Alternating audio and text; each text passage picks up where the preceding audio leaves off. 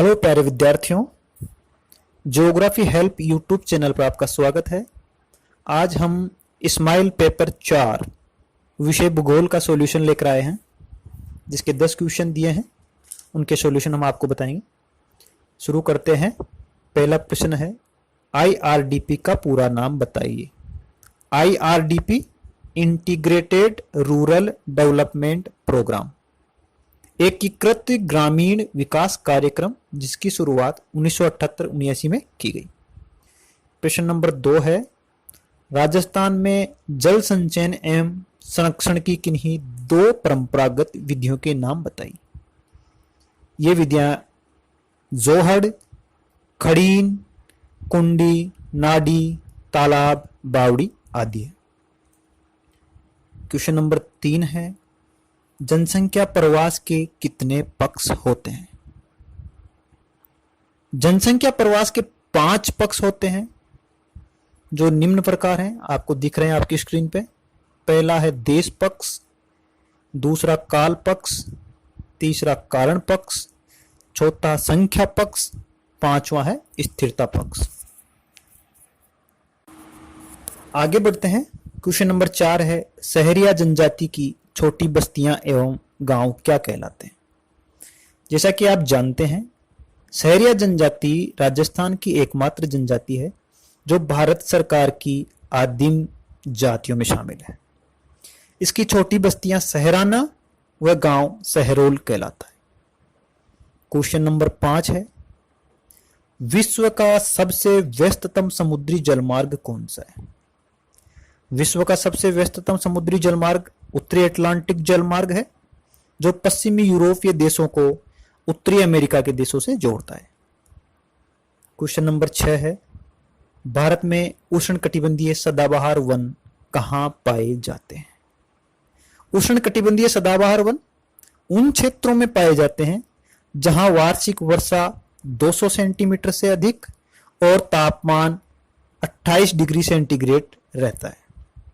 ऐसे क्षेत्र भारत में 3 है। पहला है उत्तरी पूर्वी भारत, हिमालय के तराई प्रदेश। दूसरे हैं पश्चिमी घाट के पश्चिमी ढाल पर, महाराष्ट्र से केरल तक। तीसरा है अंडमान व निकोबार द्वीप समूह। ये 3 क्षेत्रों में भारत में उष्णकटिबंधीय सदाबहार वन पाए जाते हैं। आगे बढ़ते हैं। क्वेश्चन नंबर 7, जनांकीय संक्रमण सिद्धांत का क्या उपयोग है। जनांकीय संक्रमण सिद्धांत, इस सिद्धांत का उपयोग किसी भी क्षेत्र की जनसंख्या के वर्णन व भावी जनसंख्या के पूर्वानुमान के लिए किया जाता है। आगे बढ़ते हैं। क्वेश्चन नंबर 8 है, धात्विक खनिज से क्या अभिप्राय।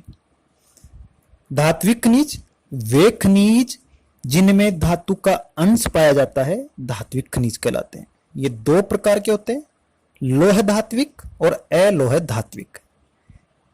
आगे बढ़ते क्वेश्चन नंबर 9, भारत में लिंगानुपात कम होने के कारण बताइए। भारत में लिंगानुपात कम होने के कारण निम्न प्रकार है। अपनी स्क्रीन पे जो कारण है वो दिखाए गए। पहला है बालिकाओं की अपेक्षा बालकों को प्राथमिकता देना।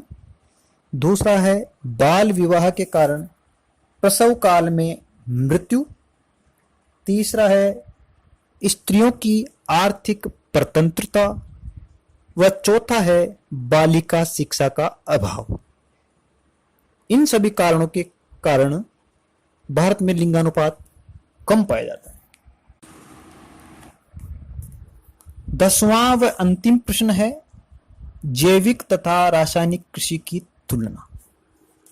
जैसा कि क्वेश्चन निबंधात्मक है, हमारी भूगोल की पाठ्य पुस्तक में पृष्ठ संख्या 200 पर जैविक कृषि और रासायनिक कृषि में तुलनात्मक अध्ययन दिया गया है। बहुत ही अच्छा वर्णन है। फिर भी मैं कुछ मोटे मोटे बिंदु आपको गिना देता हूं। जैविक कृषि, जैविक खाद एवं परंपरागत तरीकों से की जाने वाली कृषि को जैविक कृषि कहते हैं। रासायनिक कृषि, रासायनिक खादों व कीटनाशक दवाओं के प्रयोग से की जाने वाली कृषि को रासायनिक कृषि कहते हैं। जैविक पदार्थों द्वारा निर्मित खाद्यों का प्रयोग जैविक कृषि में किया जाता है, जबकि रासायनिक कृषि में रासायनिक खाद व कीटनाशकों का प्रयोग किया जाता है। जैविक कृषि में मानव श्रम अधिक लगता है, जबकि रासायनिक कृषि में मशीनों का उपयोग अधिक किया जाता है। जैविक कृषि में जैविक खाद घर पर या फार्म पर ही तैयार कर ली जाती है, जबकि रासायनिक कृषि में रासायनिक खाद एवं उर्वरक कारखानों में तैयार किए जाते हैं। जैविक खाद भूमि के उपजाऊपन को बढ़ाने में सहायक होती है, जबकि रासायनिक खाद इसके विपरीत भूमि की उर्वरा शक्ति को नष्ट करती है। जैविक कृषि में जैव विविधता पर नकारात्मक विनाशात्मक प्रभाव नहीं पड़ता, जबकि रासायनिक कृषि से जैव विविधता पर विनाशात्मक प्रभाव पड़ता है। जैविक कृषि में जल की आवश्यकता कम पड़ती है, जबकि रासायनिक कृषि में जल की मात्रा अधिक उपयोग में ली जाती है। तो ये था स्माइल पेपर 4 भूगोल का सॉल्यूशन। आप ऐसे ही तैयारी करते रहें। लॉकडाउन खुलते ही आपकी परीक्षाएं संपन्न होगी, इसलिए आपका अध्ययन बाधित नहीं हो और लगातार अध्ययन करें। धन्यवाद।